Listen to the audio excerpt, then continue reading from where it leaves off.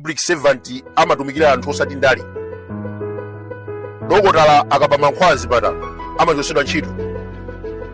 Mphunzitsi akagwirira mwana amakalowa ku ndende. Mkulu wa MPC komanso makla amalumbira akamemba ntchito.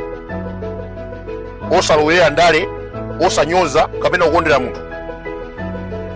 Akaphwanya malamulo amenewa amayenera kuchosedwa ntchito.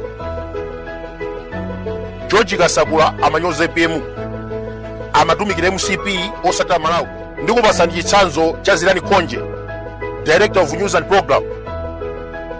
Anamulesa Flora Suya kugwisa ntchito maofesi a MPC kupangira masewero. Akasakula atamva nkhani imeneyi anakwiya ndi kumukonzera chiwembu. 2024 tinaona board ya MPC inamuchosa ntchito zimayi ameneyi Zilani Khonje. Mwachidule pali zambiri zonyasa zimene George Kasakula anapanga ku MPC. Analephera ma interview amene anakhoza ndi Joel Ntaba, iyeyo anakhapa number 3. Malawi Congress Party motsogozedwa ndi Chimwendo Banda anamutenga chifukwa ni member wa chipani. Mukhoza kuona kuti zochita zake nga Director General amatumikira chakwe. Tikapita ku makla, Daud Suleiman anatsegula Kokoriko Radio kuzipasa yekha license. From there anayika matransmitter a wireless kuzungulira dziko lonse la Malawi. That was abuse of office. Makla mandate is to regulate fair media operation. Koma mkulu ameneyu Daud Suleiman anatseka ma wireless ngati Galaxy, wireless ya Bushiri, Rainbow, Joy Radio. Potero anazipasa license ndi kutsegula Kokoriko Radio. Zimenezi ndizosaloledwa malamulo a dziko. Mkulu woyendetsa chisankho Annabel Talimachi samaloledwa kuyima pa chisankho. Chimozimozi Director General wa makla samamulola kupanga issue broadcasting license. Akhoza kupangira ena license amenewa kumosati iye mwini. Koma Daud Suleiman anatsegula Kokoriko Radio kuzipasa yekha license ndi kuyika matransmitter kuti wireless yakeyo izimveka bwino kuposa ma wireless ena. That is partisan. Pala akuluakulu okwana 5 amene anayesera kususa ndi Suleiman anamuwuza kuti bwana, inuyo ndi Director General wa makla, simukuloledwa kuzipasa license kapena kutsegula wireless.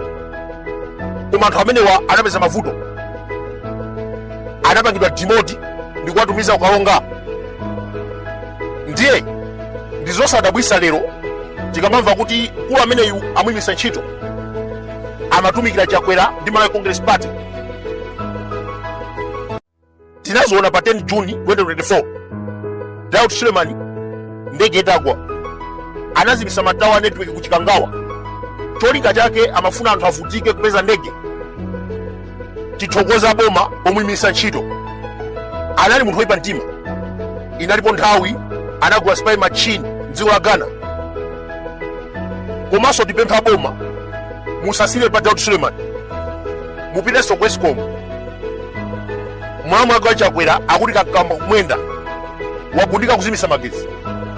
Iye analowa ntchito chifukwa ndi mulongo wake wa Monica Chakwera. Ndiye lero Malawi Congress Party yaluza chisankho wayambapo kuzimisa magezi. Ino a DPP muchite machawi mumuchose ntchito as soon as possible. Chifukwa mtauni mu anthu ambiri amadalira magezi kuti adye.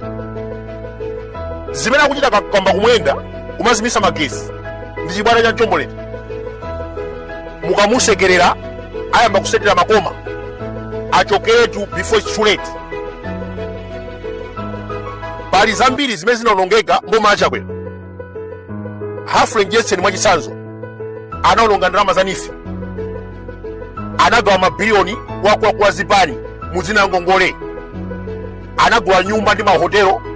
Mapeto ake akunkuya anabwera pa wireless ndikutuza kuti anthu amenewa akhululukidwa Ngongole. Panali ena amapasidwa matumba fertilizer, anthu midzimu akapasidwa makuponi kupita ku depot fertilizer samapezeka. kumakulu a MCP anapasidwa matumba afetereza ma 1000 ndi ma 1000. Ndikupatsa chitsanzo, Moses Kukuyu anapasidwa matumba afetereza 9000, Vitumbiko Mumba 7000, Hilary Chilomba 800, McDuffen Bango cousin wa Chakwera 9000, Niki Chakwera 8000, Chimwendo Banda matumba afetereza 8000. Ndikunena pano sanabwezi zaka 5 za Chakwera amalawi akumudzi amadya chitedze akapasidwa kuponi kupita ku depot kuti akagule fetereza samapezeka, makuponi amagonera. Koma Chimwendo Banda ndi anzake amagawana fetereza mudzina Ngongole, kumana makuti tikutenga Ngongole kunifi wapasidwa matumba afetereza 10000 8000, Ngongole osabweza.